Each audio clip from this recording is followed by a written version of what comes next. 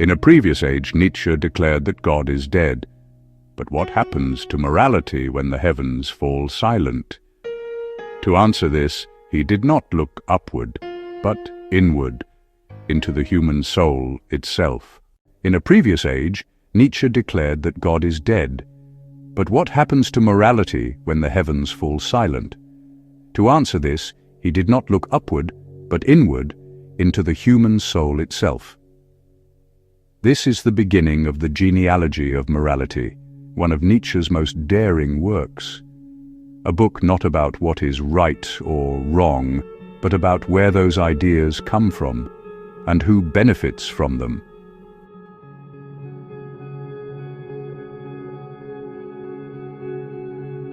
Nietzsche believed that the values we call good and evil were not eternal truths handed down from heaven, but inventions, born out of human struggle, shaped by the powerful and later twisted by the powerless. To understand morality, he said, we must trace it like a family line, a genealogy, back through time, to the moment when the first humans began to judge one another.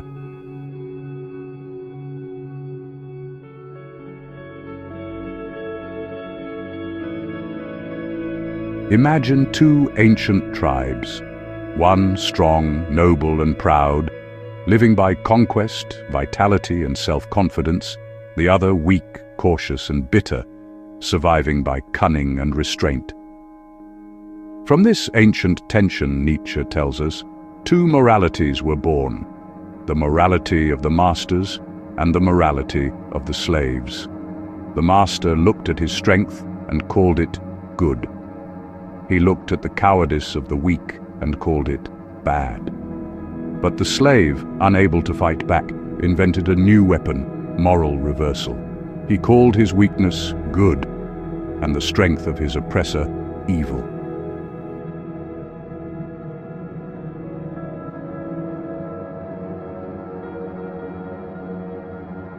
From that moment, Nietzsche says, the world changed forever.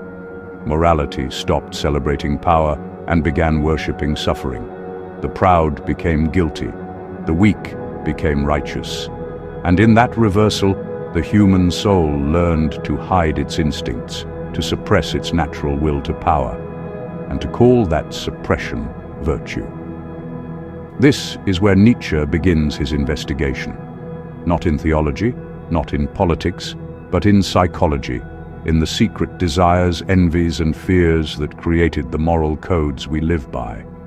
So tonight, we begin as Nietzsche began, with a question. Where did our morals truly come from? Are they noble acts of conscience, or are they the cunning inventions of resentment?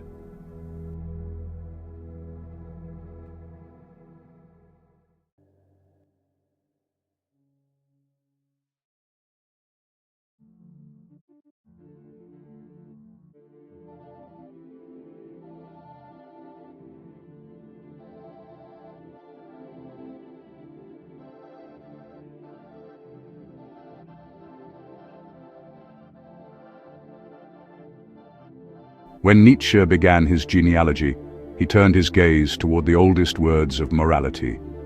Good, bad, evil. Simple words, but behind them, an entire civilization of thought. He asked, when the ancient nobleman said good, what did he mean? Not what we mean today. For him, good meant noble, strong, courageous, healthy. The kind of person who could act without fear, who could create, command, and shape the world.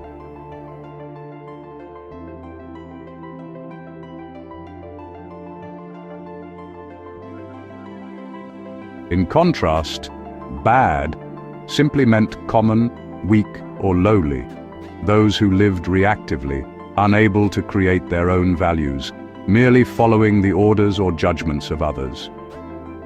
There was no hatred in this first moral language. The noble did not despise the weak. He simply looked down on them, as one might look down a mountain, without malice, only distance.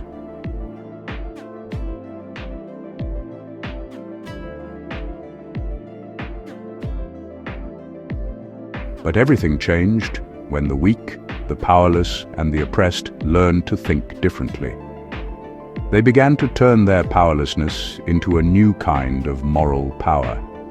No longer could they conquer in body, so they conquered in spirit. They said, "The humble are blessed. The meek shall inherit the earth. Those who suffer are closer to God."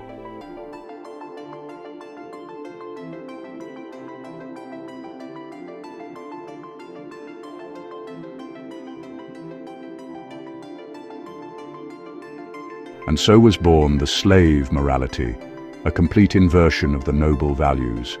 The strong became sinners, the weak became virtuous. Power was now guilt, submission was now holiness. This reversal, Nietzsche says, was not an act of reason, but of ressentiment, the slow, burning resentment of those who could not express their instincts outward, and so turned them inward.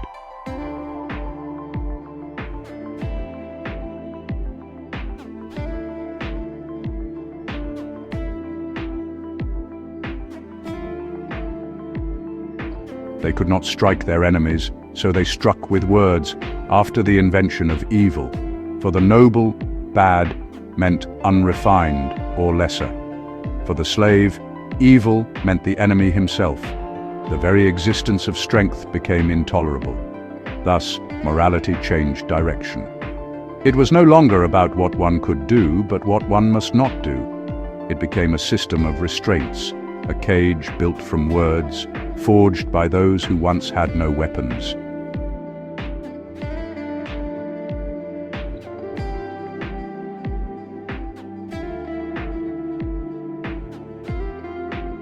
From this invention, Nietzsche saw the birth of conscience, but not the healthy conscience of a noble soul.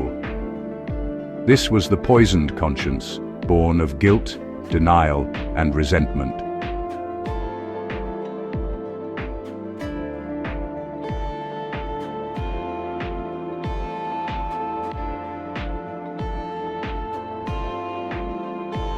So when we say today, be kind, be humble, deny yourself, Nietzsche would ask, whose voice are you really obeying?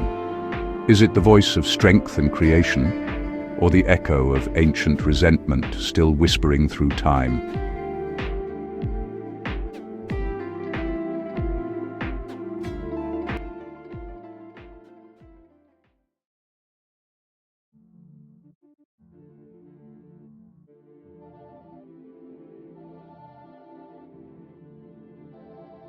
Before morality became spiritual, it was practical.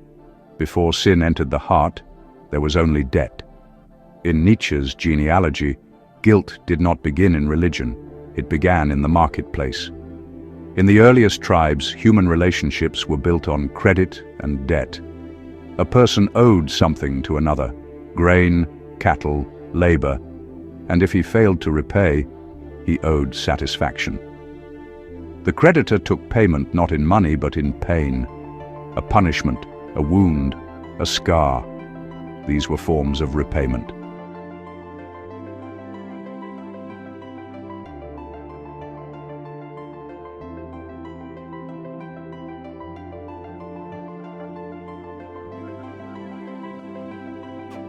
To punish was to balance the books. The early humans saw justice not as morality, but as equivalence. You hurt me, I hurt you. Simple, direct, and without guilt.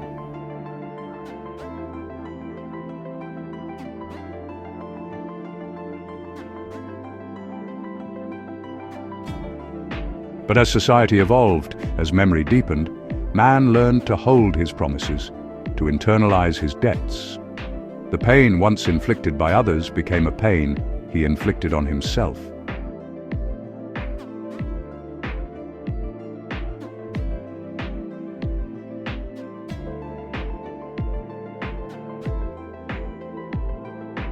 The instincts that once expressed themselves in action, in aggression, vitality, conquest, were now forced to stay inside. What could not be released outward became guilt, and the soul became a battlefield. He calls it a sickness of the spirit, a self-cruelty that grew as civilization demanded obedience.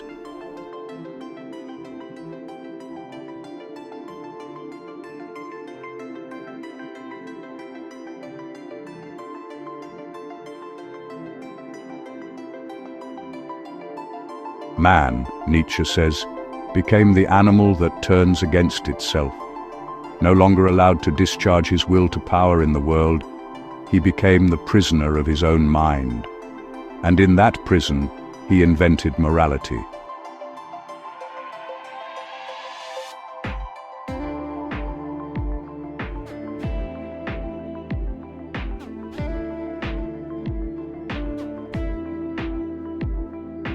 We call it conscience, we call it virtue.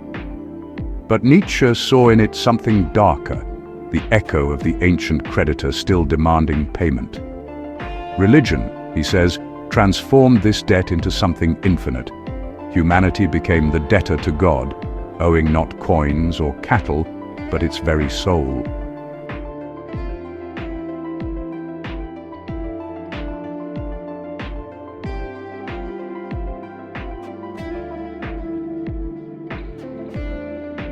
Sin replaced debt. Confession replaced repayment. And the pain once delivered by others became the torture of the self.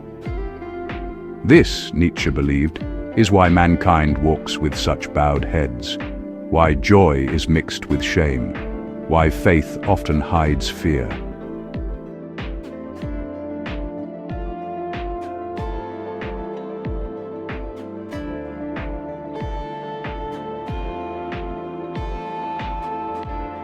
We have been paying a debt that never existed, to a creditor who was once our own creation.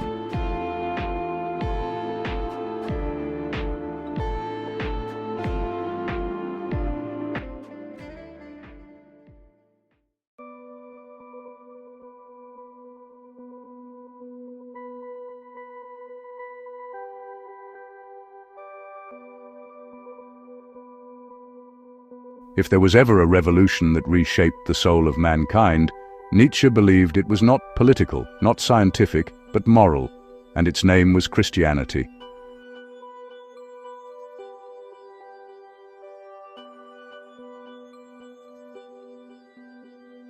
To understand this revolution, we must see it not as a simple faith, but as a complete reversal of ancient instincts. For centuries, the noble and the strong had ruled, those who lived by vitality, pride, and confidence. They saw power as good and weakness as bad. Then came Christianity, and the world turned upside down. Nietzsche saw in the figure of the priest, not the violent warrior, but the spiritual strategist. The priest was the weak man's genius. He learned how to rule not by the sword, but by the conscience.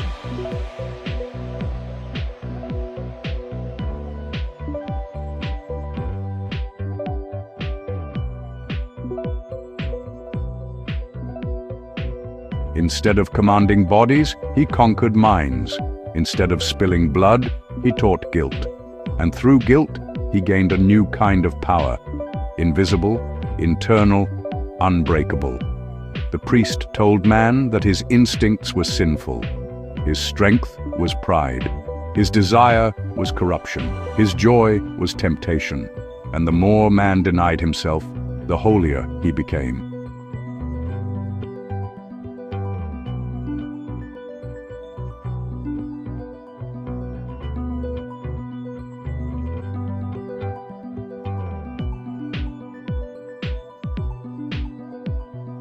For Nietzsche, this was the most brilliant and the most tragic invention in history, a revolution where the powerless triumphed not by defeating the strong, but by making the strong ashamed of their strength. The sword was replaced by prayer, the battlefield by confession, and the human heart became the new stage of war.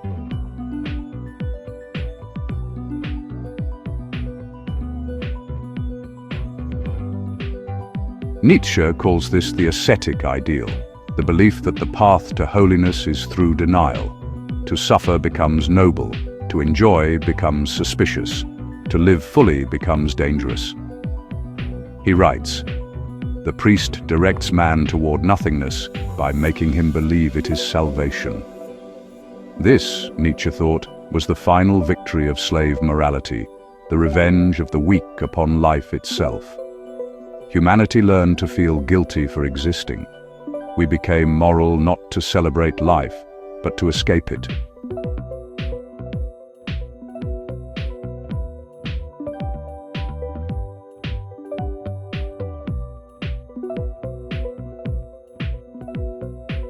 But even Nietzsche, for all his fury, admired the genius of this transformation.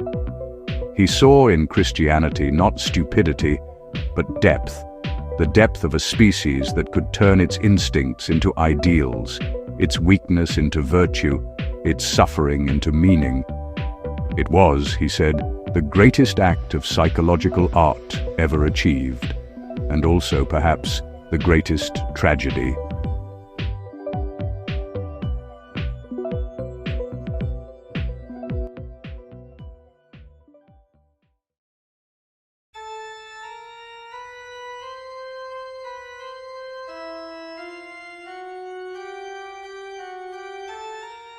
To understand Nietzsche's psychology of morality, we must understand this word, ressentiment.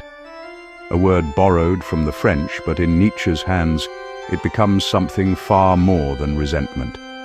It is a sickness of the soul, the slow, venomous hatred of those who cannot act.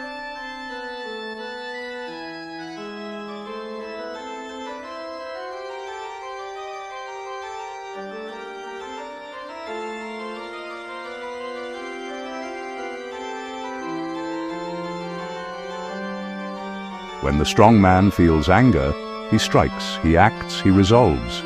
But when the weak man feels anger, he cannot. He must swallow it, he must hide it. And what cannot be expressed turns inward.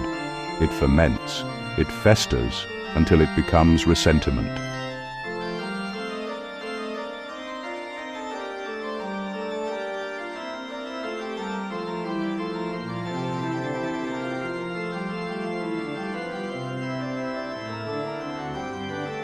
This emotion, Nietzsche says, is the creative force behind slave morality.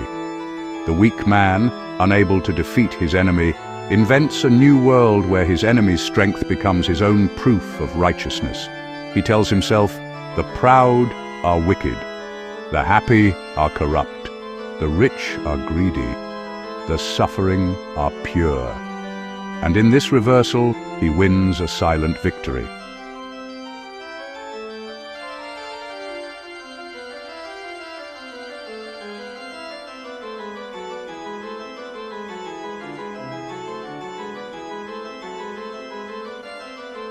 This is ressentiment, not an explosion of rage, but the eternal simmer of revenge disguised as virtue.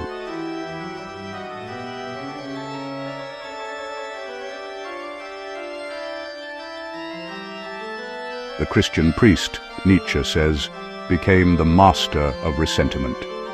He gave the weak a story that sanctified their suffering and condemned their enemies.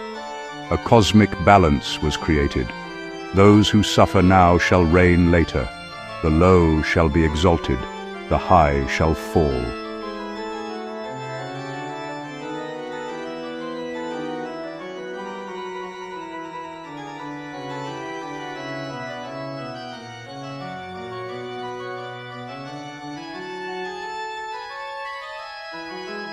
This idea, this moral revenge, is what Nietzsche calls the transvaluation of values. It is how the powerless rewrote the moral code of the world. And even today, he would say, ressentiment governs much of human morality. The instinct to criticize, to envy, to disguise weakness as goodness. All these are modern masks of an ancient sickness.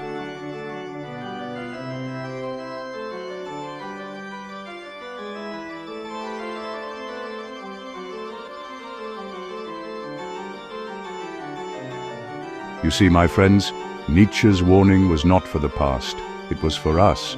Every time we despise what we cannot become, Every time we praise weakness because we fear strength, ressentiment breathes again.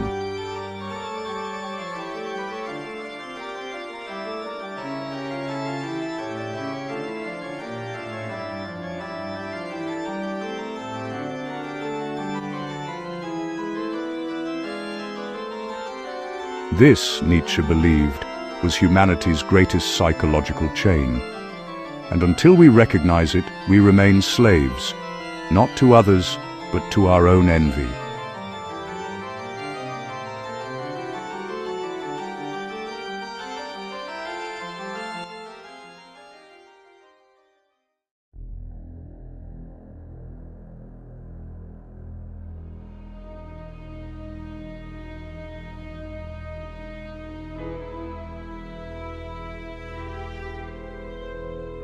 In Nietzsche's eyes, civilization is not progress. It is domestication. Humanity, once wild and fearless, was trained through centuries of punishment to become obedient, predictable, and tame. He writes, "Man first became interesting when he became sick." What he meant was this: the raw, impulsive human being had to be broken in order to live among others. His instincts were caged, his passions leashed, his will disciplined, not through reason, but through pain.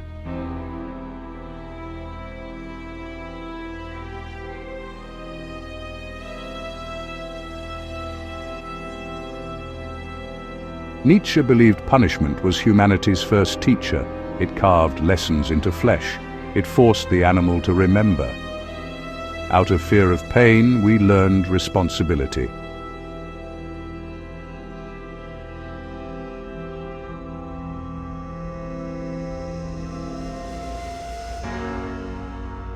But over time, as external punishments declined, their echoes remained inside us. The whip became the conscience. The prison moved into the mind. And so man learned to punish himself.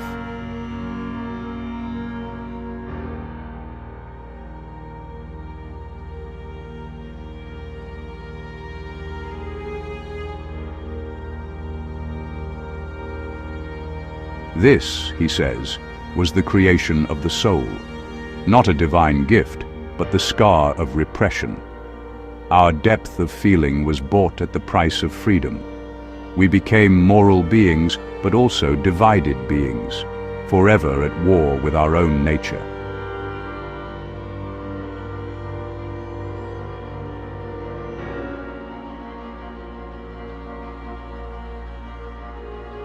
And yet Nietzsche admits, without this suffering, there would be no art, no thought, no depth.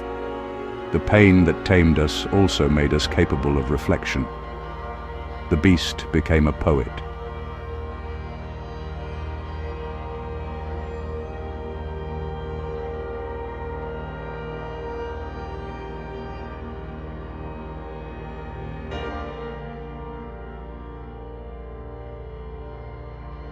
But he warns us, when a creature turns its aggression inward too long, it begins to rot from the inside. That rot is guilt. That sickness is morality.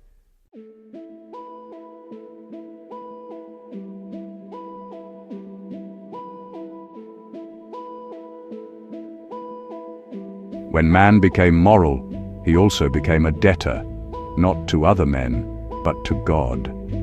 The creditor changed. The debt became infinite. Religion, Nietzsche says, transformed humanity's bad conscience into an endless spiritual accounting. Every joy, every desire, every impulse now carried the weight of sin. The priest became the new accountant of souls. Through confession, he measured the invisible. Through repentance, he controlled behavior. Through guilt, he governed the heart.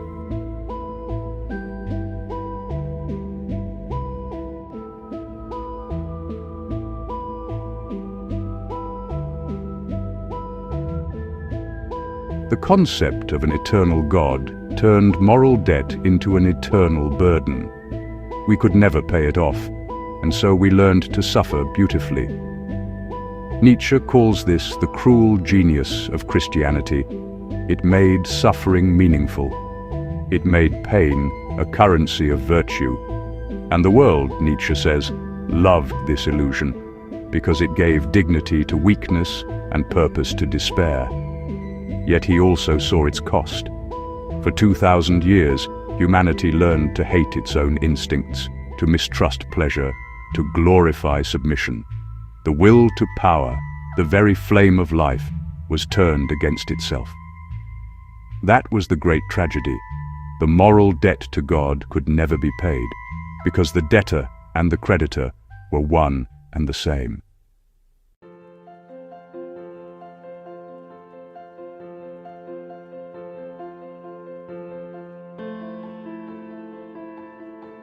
Beneath every moral code, Nietzsche saw the same ancient energy, the will to power, the drive to grow, to expand, to express, to overcome.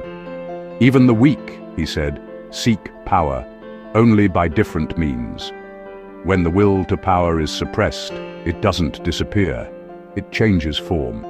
It becomes resentment, piety, victimhood. Nietzsche believed that much of what we call morality is simply the will to power disguised, the weak gaining control through moral superiority, the strong constrained by their own conscience.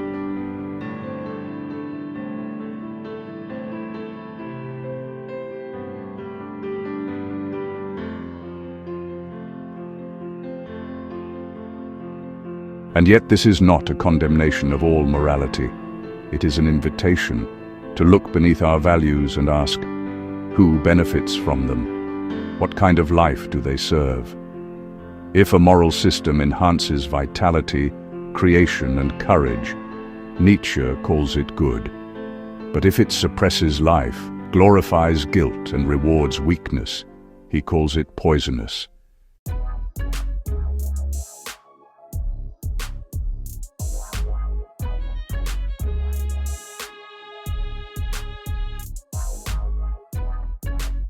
Nietzsche wrote the Genealogy of Morality in the 19th century, but his words still strike with terrifying accuracy today.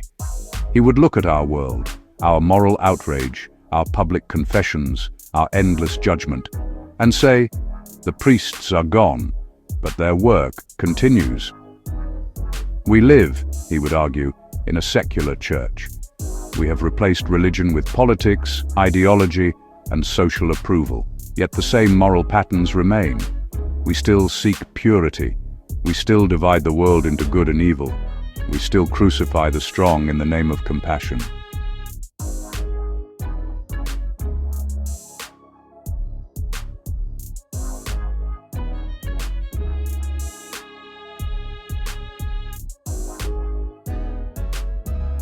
The modern soul, Nietzsche says, is tired, weighed down by centuries of inherited guilt.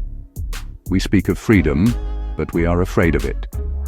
We preach equality, yet secretly envy those who rise. We pity the suffering, but often use pity as a way to feel superior.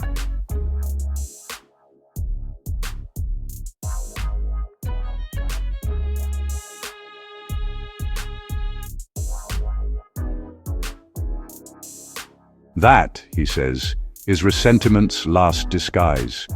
A morality built on weakness can only produce more weakness, and unless humanity reclaims its strength, it will continue to decay, beautifully, morally, endlessly.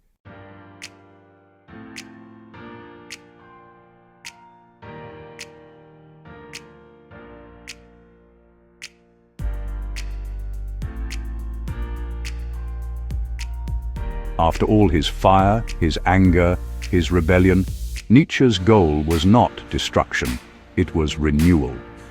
He dreamed of a new type of human being, one who could rise beyond guilt, beyond resentment, beyond the chains of slave morality. He called this being the Übermensch, the higher man, the self-creating spirit who gives himself his own law. This person does not ask permission to live. He does not measure his worth through the approval of others.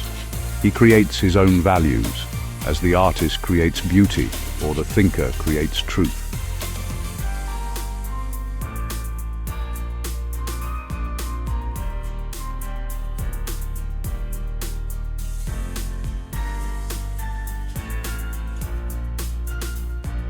Nietzsche's dream was not of dominance, but of self-overcoming, of transforming suffering into strength, tragedy into wisdom. To him, this was the true moral revolution, not the victory of the weak over the strong, but the awakening of strength that does not need to conquer.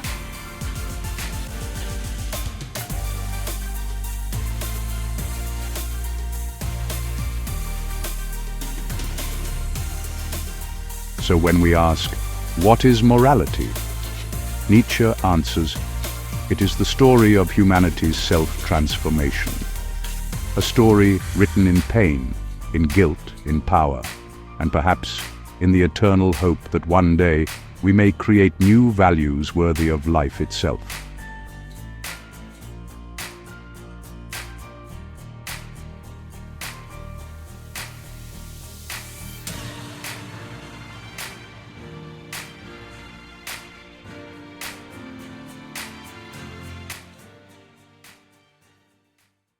In the end, Nietzsche's genealogy of morality stands not as an attack on goodness, but as an exploration of its origins.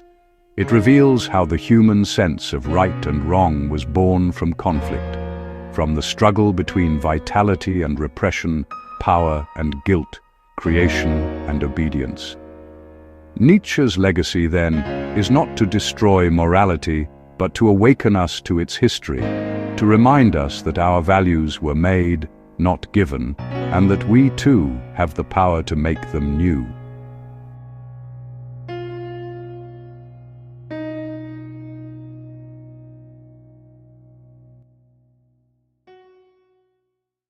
This has been Nietzsche's Genealogy of Morality, Masters versus Slaves, a PHI Chronicles Lecture philosophical film. May these reflections remind us to examine the origins of our values and to live not in guilt or fear, but in courage and truth. Until the next lecture, keep thinking.